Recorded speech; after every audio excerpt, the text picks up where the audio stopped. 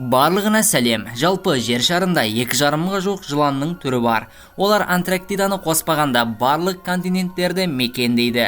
Бүгінгі видеода сұмдық әрі сіз білмеген ерекше жыландардың түрін көрсететін боламын. Ал сіз видео басталмастан бұрын арнаға жазылып қоңырауша түймешесін басып қойыңыз. Ендеше кеттік.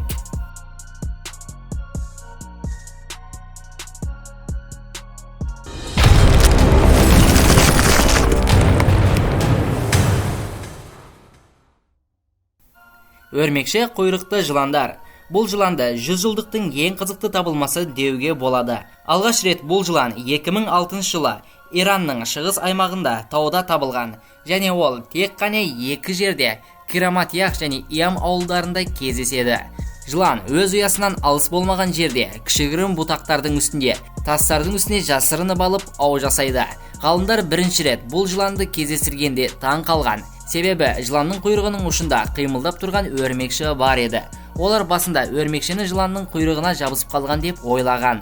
Алайда бұл жыланның ерекшелігі болып, құстар үшін назар аудартып, ештеңеден қауіптенбеген құс алыстан қимылдап тұрған өрмекшіні ауламақшы болады, және тура жыланның аузына келіп түседі.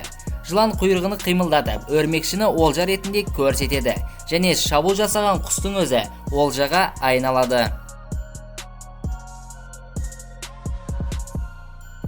Үлкен ауызды актер жыландар. Көрінуінен бұл жыландар басқа жыландардан айырмашылығы жоқ.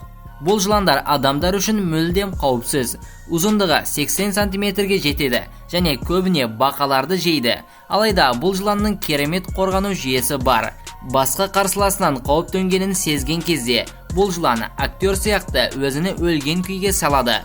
Сол себепті сол аймақтағы адамдар зомби жылан деп атайды. Егерде бұл жыланды кездестірсеңіз, ол дауыс шығарып сізді қорқытады.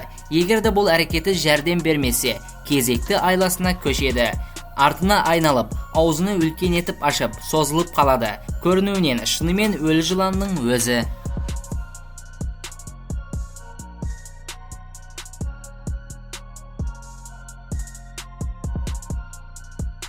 Қарапайым сәнді жылан.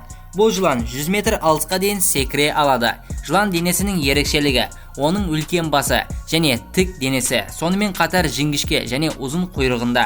Ұзындығы орташа 1 метр болады, алайда 1,5 метрліктер де кездеседі. Жылан денесінің бас жағы жасыл және қара түсті, қарын бөлігі сары түсті болады. Бұндай түсті болғандықтан бұл жылан оттар және бұталардың арасында көрінбейді. Сонымен қатар бұл жылан бақа және майда жәндіктерге шабуыл жасайды. Күн нұрына жиналған жәндіктер бұл жыланды байқамайды. Бұл жыландар Қытай, Үндістан, Таиланд және бірнеше Азия мемлекеттерінде кездеседі. Олар күндіз-күні әрекет жасайды. Кей кездері адам өмір сүретін жерлерге де келіп қалады, және туристер бұл жыланды беймарал көре алады.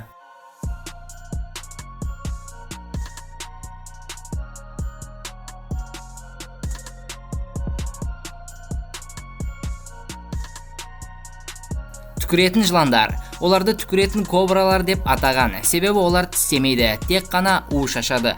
Ол уыны 3 метрге шашып, қарсыласын өлтіруі мүмкін. Кобраның уы көбінесе қарсыластың көзіне бағытталады. У теріге тисе, теріні күйдіреді. Алайда сұйықтық дененің нәзік жеріне тисе, тез арада жүйке жүйесіне таралып, денені паралич күйге түсіріп қояды, және барлық дене жұмыс жасаудан тоқтап қалуы мүмкін. Түкіретін ең үлкен кобра күлгін түсті кобра. Оның ұзындығы 3 метрге дейін жетеді. Түсі аш күлгін түспен тоқ күлгін түске дейін болады. Оның уы болса 20 адамды өлтіруге жетеді. Алайда жасырын өмір сүруді дұрыс деп біледі, және адамдардан алыста өмір сүреді. Ол тастардың астына немесе жапырақтардың астына жұмыртқа қояды. Мозамбик кобрасы ең қауіптісі болып, түсінен тануға болады. Оның қарын бөлігі қара ақ түсті болады. Қауіпті жағдайда кобра денесін жоғары көтеріп, дауыс шығарады. Оның ерекшелігі көбеюінде. Басқа жыландар сияқты жұмыртқа қоймайды. Тірі жыландарды туады. Кіші жыландардың өзі де у шашуы мүмкін. Қызыл кобра 1,5 метрге дейін өсуі мүмкін. Дене түсі сарғыш қызыл болып, бас жағында қара сызық болады. Африканың батыс бөлігінде өмір сүреді. Жұмыртқа қоятын жыландардың қатарына кіреді. 15-ке дейін жұмыртқа қояды.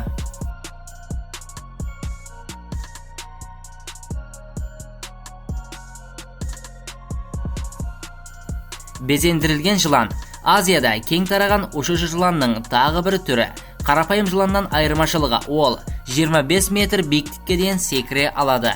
Оның өзіне сай ерекшеліктері: секіру кезінде бағытыны өзгерте алады. Олжа іздеген кезде жыландар барлық күшіні салады. Сол себепті бұл жыландар ұшу кезінде бұрылуы, тіпті биікке секіруі де мүмкін. Бұл жыланның ұзындығы 1 метрге дейін болады. Түсі болса басқа жыландарға қарағанда әртүрлі болады. Оның терісі жасыл, сары, қызыл және қара түстермен қапталған болып, өте ерекше. Бұл жыландар жаңбырлы тропик ормандарда өмір сүреді және адамдар өмір сүретін жерлерде де кездеседі.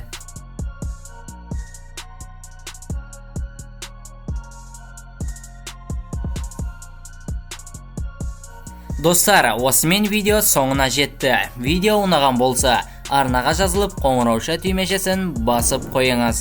Сіздермен бірге болған BNKZ арнасы.